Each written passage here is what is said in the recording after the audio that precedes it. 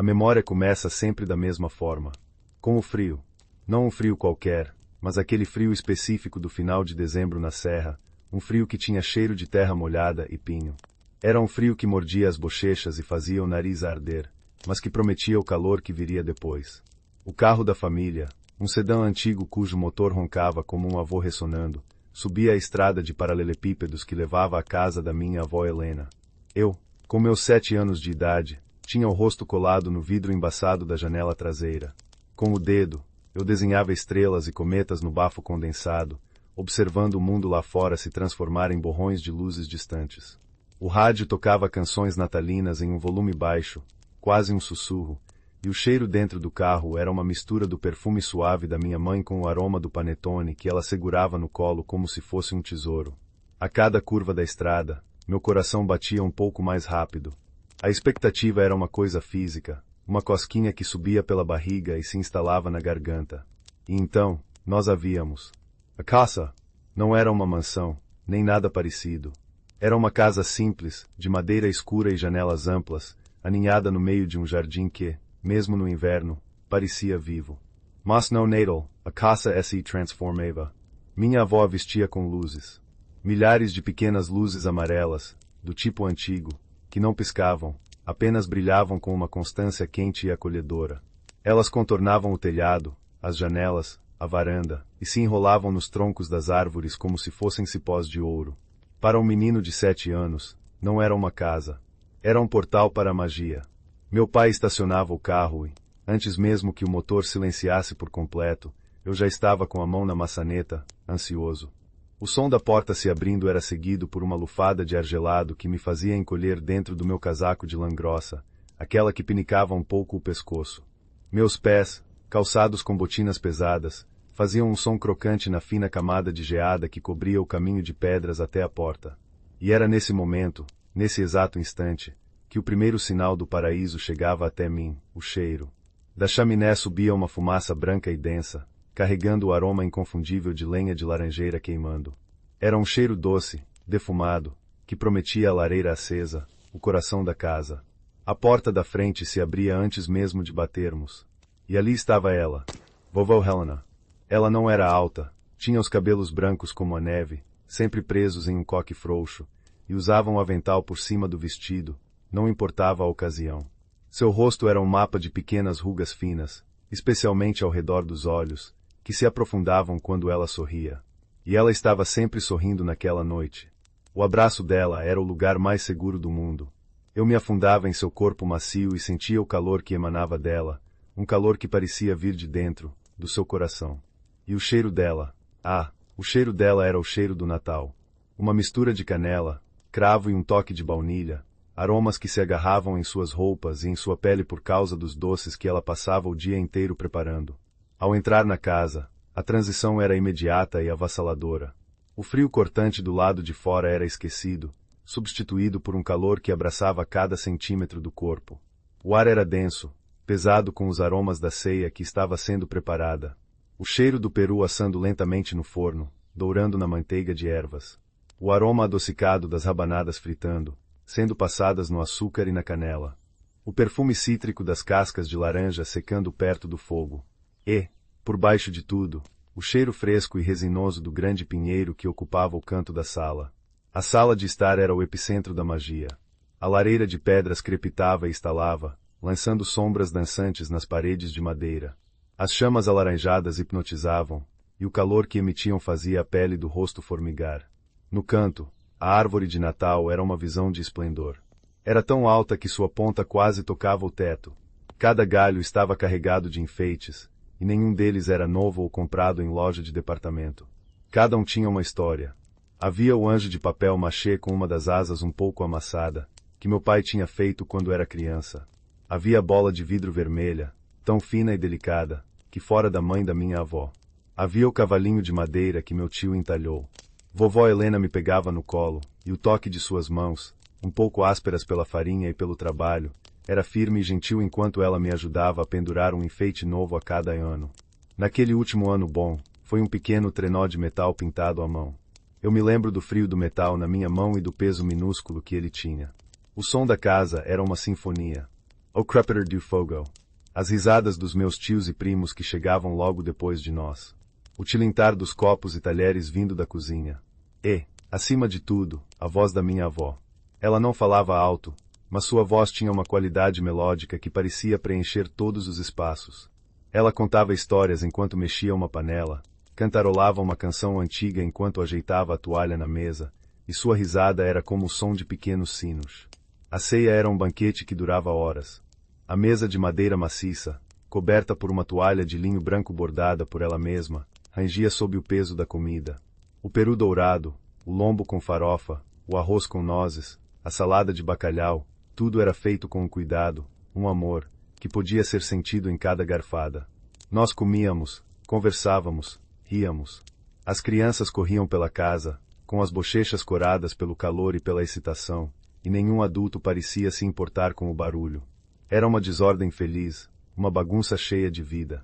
Depois do jantar, exaustos e satisfeitos, nós nos reuníamos na sala. Meu avô, um homem quieto de poucas palavras, se sentava em sua poltrona de couro perto do fogo, e seu silêncio era confortável, uma presença sólida e calma. Vovó Helena trazia o chocolate quente. Não era de caixinha.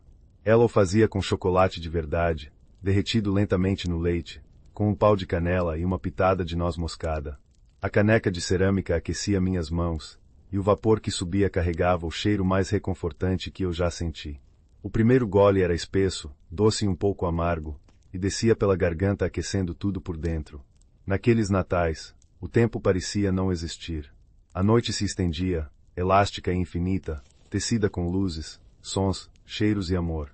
Eu acabava adormecendo no tapete felpudo em frente à lareira, com a cabeça no colo da minha mãe, ouvindo as vozes dos adultos se misturando ao estalar da lenha. O último pensamento que eu tinha era sempre o mesmo, que aquela felicidade durasse para sempre. Que o Natal na casa da vovó fosse um ciclo eterno, se repetindo ano após ano, imutável e perfeito. Na inocência dos meus 7 anos, eu acreditava que era assim que o mundo funcionava. Eu não sabia que a perfeição é, por natureza, um instante, e que a memória é a única coisa que tenta, em vão, torná-la eterna. O ano seguinte foi o ano do silêncio. A primavera trouxe a notícia, uma palavra sussurrada ao telefone que fez minha mãe chorar por dias. A palavra era câncer. O verão foi uma sucessão de viagens apressadas, de corredores de hospital com cheiro de desinfetante e de conversas em voz baixa atrás de portas fechadas. Vovó Helena sorria para mim, mas seu sorriso não alcançava mais os olhos. Suas mãos, antes tão firmes e ágeis, tremiam um pouco. O cheiro de canela e cravo foi sendo substituído por um odor medicinal, asséptico, que eu passei a odiar. O outono chegou, e com ele, o frio voltou. Mas desta vez, o frio trouxe uma quietude que se instalou sobre nossa família como um nevoeiro denso e pesado. Vovó se foi em uma manhã cinzenta de novembro. Quando dezembro chegou, a palavra Natal era um tabu. Ninguém a pronunciava. A caixa com as decorações de casa permaneceu no sótão, coberta de poeira e esquecimento. A alegria antecipada que sempre borbulhava em mim foi substituída por uma confusão ansiosa. Então, em uma noite, cerca de 2 semanas antes do dia 25, meu pai reuniu a mim e a minha mãe na sala. A única luz vinha de um abajur, deixando a maior parte do cômodo na penumbra. O silêncio era tão espesso que eu podia ouvi-lo zumbir em meus ouvidos. Ele disse, com a voz um pouco rouca, que nós iríamos passar o Natal na casa da Serra. Na casa dela. Minha mãe protestou. Sua voz era um fio frágil, prestes a se romper. Ela dizia que não conseguiria, que seria doloroso demais. Mas meu pai insistiu. Ele disse que era o que a vovó iria querer. Que não podíamos deixar a casa vazia e escura no Natal. Que precisávamos fazer isso. Por ela. E por nós. A viagem naquele ano foi completamente diferente. O silêncio dentro do carro era pesado, opressivo. O rádio estava desligado. Minha mãe olhava pela janela, mas eu sabia que ela não estava vendo a paisagem. Seus olhos estavam perdidos em algum lugar distante, e de vez em quando, ela levava um lenço ao rosto. Eu não desenhei no vidro embaçado. Apenas fiquei quieto no meu canto, sentindo o peso da tristeza dos meus pais, uma tristeza que eu entendia, mas não compreendia em sua totalidade. O frio lá fora parecia mais agressivo, mais hostil. Não prometia calor, apenas mais frio. Quando chegamos à estrada de paralelepípedos, meu coração não acelerou. Ele se apertou. E então, nós a vimos. A caça! E o choque foi como um soco no estômago. Estava escura.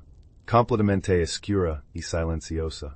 Nenhuma luzinha amarela brilhando, nenhuma fumaça saindo da chaminé. Parecia menor, mais velha, uma concha vazia abandonada na escuridão. Parecia triste.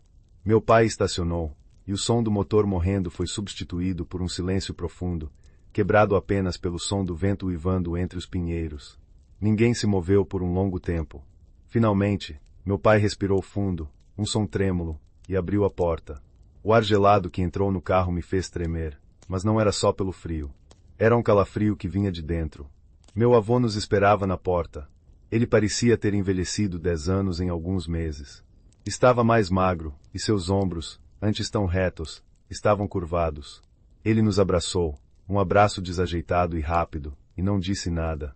O silêncio dele, antes tão confortável, agora era doloroso. Entrar na casa foi a parte mais difícil. O calor não nos abraçou. O ar estava parado, gelado e com um cheiro fraco de poeira e madeira velha. Meu pai acendeu as luzes, e a iluminação amarelada e fraca revelou uma sala que era ao mesmo tempo familiar e estranhamente alienígena.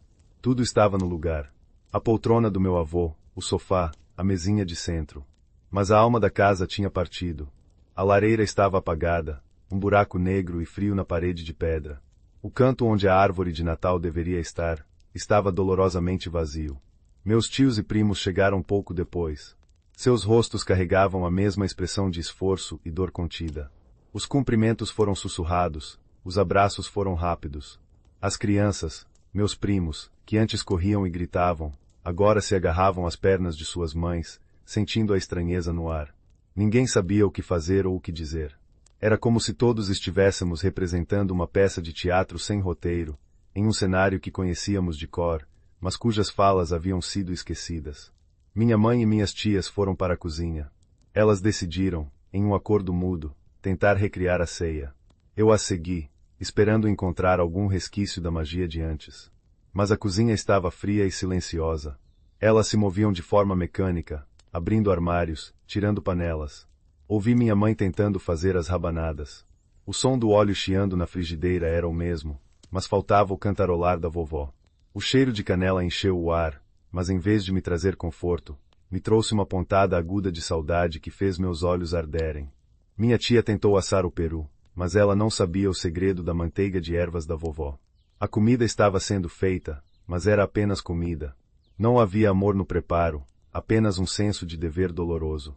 Enquanto isso, meu pai e meus tios tentaram trazer alguma vida para a sala. Eles foram até o quintal e cortaram um pinheiro. O processo foi silencioso e eficiente, sem as brincadeiras e risadas de antes. Eles trouxeram a árvore para dentro, e o cheiro de resina fresca encheu o cômodo, um fantasma do aroma que eu tanto amava. Eles subiram ao sótão e desceram as caixas de enfeites. A poeira que cobria as caixas parecia o pó do tempo, o pó da memória. Eles começaram a decorar a árvore em silêncio. Cada enfeite que era tirado da caixa parecia mais pesado do que antes. Vi meu pai segurar o anjo de papel machê com a asa amassada. Ele ficou olhando para o pequeno objeto em sua mão por um longo tempo, e seu rosto se contraiu. Ele o pendurou em um galho rapidamente, como se o anjo o queimasse, e se virou para que ninguém visse seus olhos. Minha tia pegou a delicada bola de vidro vermelha e suas mãos tremiam tanto que meu tio teve que pegá-la dela e pendurá-la. Cada ornamento era uma lembrança, e cada lembrança era uma pequena faca que feria o silêncio. Eu não quis ajudar. Sentei-me no tapete em frente à lareira fria e observei. Para mim, aquilo tudo era uma profanação. Eles estavam tentando imitar o Natal, mas era uma cópia pálida e sem vida. Uma farsa. A alegria era forçada, os sorrisos não chegavam aos olhos. O Natal estava quebrado. E eu sentia raiva. Raiva da doença, raiva do silêncio, raiva por eles estarem tentando fingir que tudo podia ser como antes, quando era óbvio que nunca mais seria. A ausência da minha avó não era apenas um espaço vazio na sala. Era um vácuo que sugava todo o calor, toda a luz, toda a alegria. E no meu coração de 8 anos, eu decidi que odiava aquele Natal. A ceia foi servida. A mesa estava posta com a mesma toalha de linho branco, mas parecia encardida sob a luz fraca. A comida foi colocada sobre a mesa, e embora houvesse fartura, tudo parecia sem cor, sem sabor. As pessoas se serviram em silêncio, O único som era o tilintar dos talheres nos pratos. Meu pai tentou fazer um brinde. Ele ergueu a taça, limpou a garganta e disse: "A Helena. Ela está conosco em espírito." As palavras pairaram no ar, pesadas e desajeitadas. Algumas pessoas murmuraram a Helena, mas ninguém ergueu os olhos. Um soluço escapou da minha mãe, e ela rapidamente levou o guardanapo ao rosto. O brinde morreu ali, e o silêncio que se seguiu foi ainda mais profundo. Eu mal toquei na comida. O nó na minha garganta era tão grande que eu não conseguia engolir. Cada cheiro, cada sabor, era uma lembrança dolorosa do que estava faltando. A rabanada da minha mãe estava boa, mas não tinha o toque mágico da vovó. O peru estava um pouco seco. Eu empurrei a comida de um lado para o outro no prato, sentindo a tristeza dos adultos como uma onda que me sufocava. Eu queria gritar. Queria dizer a eles para pararem de fingir. Queria quebrar todos os pratos e fugir para o frio lá fora, para longe daquela representação de felicidade. Não aguentei mais. Em um movimento súbito, empurrei minha cadeira para trás, o som arrastado na madeira fazendo todos se virarem para mim. Eu murmurei um com licença e corri para fora da sala de jantar, sem olhar para trás. Ninguém me chamou. Acho que eles entenderam, ou talvez estivessem tão perdidos em sua própria dor que não tiveram forças. Eu vaguei pela casa fria. O corredor parecia mais longo e escuro do que eu me lembrava. Passei pela porta do quarto dela. Estava fechada. Uma curiosidade mórbida e uma necessidade desesperada de sentir algo, qualquer coisa diferente daquele torpor triste, me fizeram girar a maçaneta de latão gelada. A porta se abriu com um rangido baixo. O quarto estava intocado. A cama arrumada com a colcha de retalhos que ela mesma costurou. O livro que ela estava lendo ainda na mesa de cabeceira, com um marcador de fita na página. E o cheiro dela ainda estava ali. Tênue, quase imperceptível, mas estava lá. Uma mistura de lavanda, naftalina e aquele perfume adocicado de especiarias que era sua assinatura. Fechei os olhos e respirei fundo, e por um segundo, quase pude sentir seu abraço. Meus olhos percorreram o quarto. A penteadeira com seus frascos de perfume e potes de creme. A cadeira de balanço perto da janela, onde ela se sentava para costurar. E, sobre a cadeira, um chale de tricô que ela havia começado, mas não terminou. As agulhas ainda estavam presas no novelo de lã azul, como se ela tivesse parado por um momento e fosse voltar a qualquer instante para continuar. O toque da lã era macio e quente sob meus dedos. Foi então que eu vi. Embaixo da cama, um pedaço de uma caixa de madeira escura aparecia. Puxei-a. Era pesada e não tinha fechadura. A tampa deslizou para o lado com um som suave. Eu não sabia o que esperava encontrar. Joias, talvez. Documentos importantes. Mas o que havia dentro era algo muito mais precioso. A caixa estava cheia de cartas amarradas com fitas de cetim desbotadas, fotografias em preto e branco com as bordas serrilhadas, e pequenos tesouros. Um cacho de cabelo de bebê guardado em um envelope. Uma flor prensada entre as páginas de um livrinho de orações. E, bem no fundo, embrulhado em um pedaço de veludo vermelho, havia um enfeite de Natal que eu nunca tinha visto. Era uma estrela, feita de cristal, ou de um vidro tão puro que parecia cristal.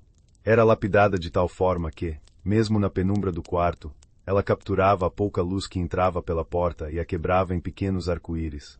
Era a coisa mais linda que eu já tinha visto. Preso a ela por um fio de ouro, havia um pequeno cartão. Com a caligrafia elegante e um pouco tremida da minha avó, estava escrito: "Para o nosso primeiro Natal na casa nova. Que a nossa estrela-guia sempre nos traga de volta para casa. Calm Amor, Helena e Francisco. 1962. Eu fiquei ali, segurando aquela estrela fria e pesada na palma da minha mão, e algo dentro de mim começou a mudar. Aquela estrela não era apenas um enfeite. Era uma cápsula do tempo. Era o começo de tudo. O começo daquela casa, daquela família, daqueles natais. Era a primeira peça da tradição, a semente da magia. Minha avó não era apenas a pessoa que cozinhava e nos abraçava. Ela era a arquiteta de tudo aquilo. Ela tinha construído aquela felicidade, ano após ano, com amor e dedicação. Com a estrela na mão, voltei para a sala. A ceia havia terminado, e todos estavam sentados, espalhados, mergulhados em seus próprios silêncios. A árvore no canto parecia triste e incompleta. Eu caminhei até meu avô. Ele estava em sua poltrona, olhando para o fogo que meu pai finalmente acendera, mas que não parecia aquecer ninguém. Estendi a mão e mostrei a ele a estrela. Ele olhou para minha mão, e pela primeira vez naquela noite, eu vi uma luz em seus olhos. Um reconhecimento. Ele pegou a estrela com uma mão trêmula e a virou, lendo o pequeno cartão. Seus lábios se moveram, lendo as palavras para si mesmo. Uma única lágrima escorreu por sua bochecha enrugada e caiu sobre o cristal. Ele se levantou, sem dizer uma palavra, e caminhou até a árvore. Todos os olhos na sala o seguiram. Ele procurou por um lugar, bem no topo, e com um cuidado infinito, pendurou a estrela de cristal. Ela balançou suavemente, capturando a luz das chamas e das outras lâmpadas, e espalhou pequenos pontos de arco-íris por toda a sala. Pelas paredes, pelos rostos das pessoas. E então, meu avô falou. Sua voz, que eu não ouvia há horas, era baixa e embargada, mas clara. Ele disse, sua avó comprou esta estrela no primeiro ano em que moramos aqui. Ela disse que enquanto esta estrela brilhasse em nossa árvore, o espírito do Natal estaria vivo nesta casa. O silêncio que se seguiu foi diferente. Não era mais um silêncio de dor e estranhamento. Era um silêncio de reverência, de lembrança. Então, minha mãe começou a chorar. Mas não era o choro silencioso e contido de antes. Eram soluços altos, abertos, que vinham do fundo da alma. Minha tia foi até ela e a abraçou, e logo as duas estavam chorando juntas. E então, meu pai começou a contar uma história. Ele contou sobre o anjo de papel machê, sobre como ele derramou tinta na asa e sua mãe, em vez de brigar, riu e disse que agora o anjo tinha personalidade. Minha tia riu em meio às lágrimas e contou sobre a vez em que a vovó tentou fazer uma receita nova e queimou o bolo, e todos tiveram que comer sorvete no jantar de Natal. Uma história levou a outra. As lembranças começaram a fluir, preenchendo o vazio da sala. As pessoas começaram a falar, a gesticular, a rir. Era um riso molhado de lágrimas, um riso que doía e curava ao mesmo tempo. Eles não estavam mais tentando imitar um Natal antigo. Estavam criando um novo. Um Natal de recordação, de homenagem. Eu fiquei ali, observando aquela transformação, vendo a tristeza se metamorfosear em algo diferente. E foi naquele momento, olhando para os rostos da minha família, iluminados pelo fogo e pelos pequenos arco-íris da estrela de cristal, que eu entendi. Eu tinha 8 anos, mas entendi com a clareza de um adulto. O amor não tinha ido embora com a minha avó. Ele ainda estava ali, em cada enfeite, em cada história, em cada lágrima. A dor imensa que todos nós sentíamos, aquela saudade que apertava o peito, não era o oposto do amor. Era a prova dele. Era o amor que continuava existindo, mesmo sem ter mais para onde ir. Era o amor que sentia falta do seu lar. Naquele Natal, entendi que o amor também sente saudade. A noite não se tornou magicamente feliz. A dor ainda estava lá, como uma nota grave soando ao fundo. Mas não era mais a única nota. A ela se juntaram as risadas, as histórias, o calor do fogo que agora parecia realmente aquecer, e o brilho daquela estrela de cristal. Nós terminamos a noite cantando, desafinados e com as vozes embargadas, as canções que ela tanto gostava. E quando eu finalmente adormeci no tapete, não era mais com um sentimento de raiva e perda, mas com uma paz melancólica. A magia não havia retornado. Ela nunca foi embora. Ela apenas tinha mudado de forma. E eu, finalmente, estava pronto para vê-la.